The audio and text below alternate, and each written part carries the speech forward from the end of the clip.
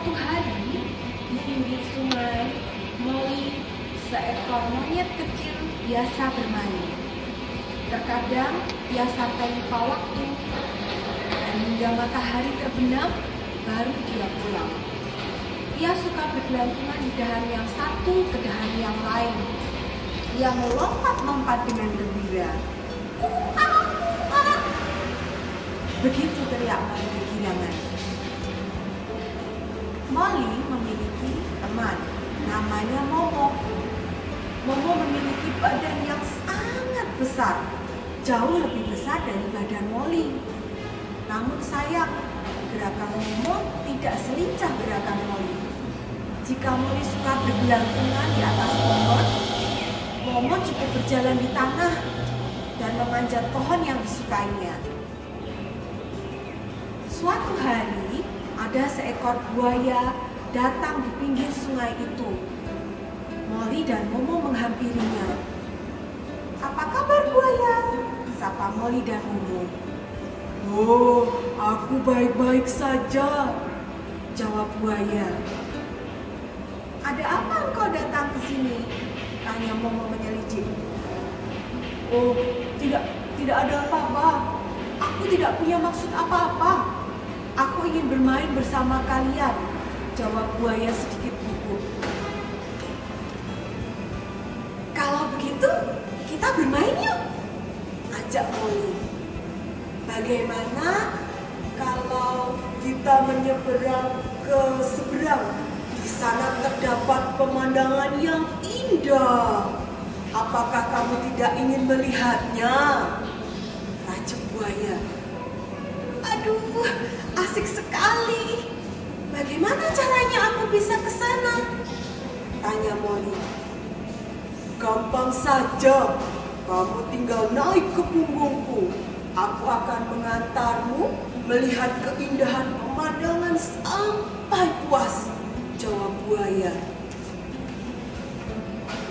Sementara itu, Momo menangkap keanehan pada tingkah buaya. Momo curiga pada kebaikan buaya. Buaya yang baru mereka kenal tiba-tiba berperilaku baik padanya.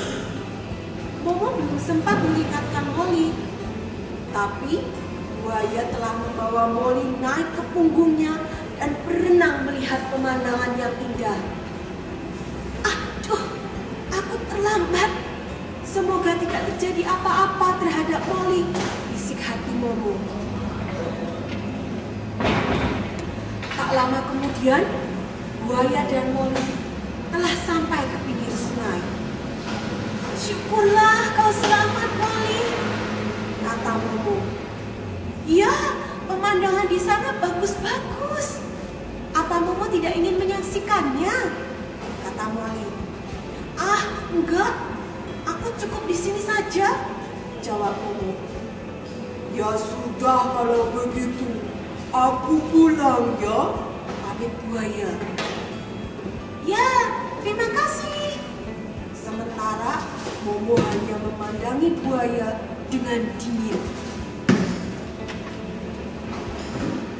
"Molly, kamu harus berhati-hati terhadap kebaikan buaya," ingat Momo setelah buaya pergi. "Memang ada apa dengan buaya?" tanya Molly. "Aku tadi melihat sorot mata buaya yang mencurigakan." "Ah, itu kecurigaan yang tidak beralasan," bantah Molly. "Kenapa kamu berkata begitu, Molly?" Tanya Momo kepada Molly. "Soalnya kalau buaya bermaksud buruk, tentu aku telah digigitnya di tengah sungai tadi. Nyatanya tidak, kan?" "Tentu saja kamu tidak digigit, Molly. Soalnya buaya tahu aku mengawasinya," kata Momo. "Ah, jangan sok tahu kamu, Momo," sindir Molly. Suatu hari, buaya datang lagi ke pinggir sungai. Saat itu, Molly sedang bergelantungan sendiri. "Hai Molly, sendirian kau?" sapa buaya. Ya, aku sendiri. Ada apa buaya? Tanya Molly. Bagaimana kalau kita bermain lagi seperti dulu? Buaya menawarkan diri. Berlayar melihat pemandangan yang indah lagi? Tanya Molly. Ya, apakah kau mau? Ajak buaya.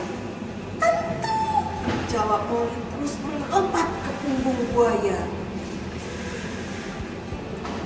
Ketika sampai di sungai, buaya berkata kepada Molly, Sebenarnya ada yang ingin aku sampaikan kepadamu.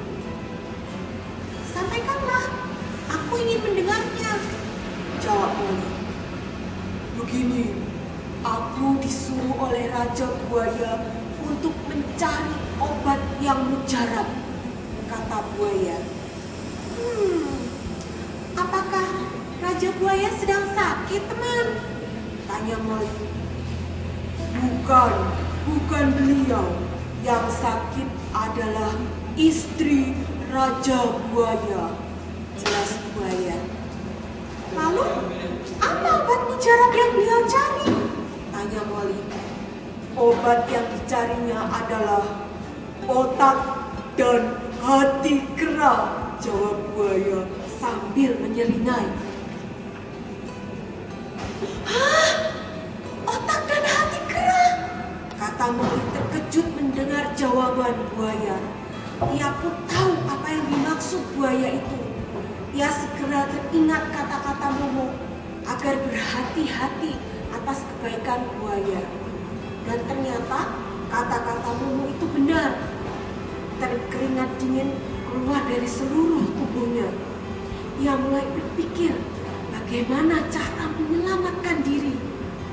Tentu yang dimaksud buaya itu adalah otak dan hatiku.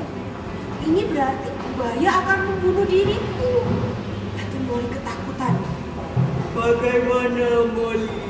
Tanya buaya sinis mengagetkannya. Tiba-tiba Molly menemukan akal. Baik buaya, jawab Molly gemetar.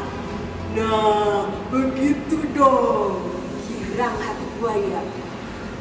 Tapi perlu kau ketahui, otak dan hatiku tertinggal di rumah, jelas Molly. Hah? Tertinggal di rumah? Ya, bagaimana kalau kita ambil dulu? Usul Molly. Ayo, baiklah, kita ambil segera, pinta buaya, dan membawa Molly menuju ke pinggir sungai. Nah, inilah akhir cerita itu. Ketika sampai di pinggir sungai, Molly segera melompat dan menyelamatkan diri. Ia memang kembali ke rumah, tapi tidak mengambil otak dan hati kera pesanan Raja Buaya. Nah, itu tadi ceritanya.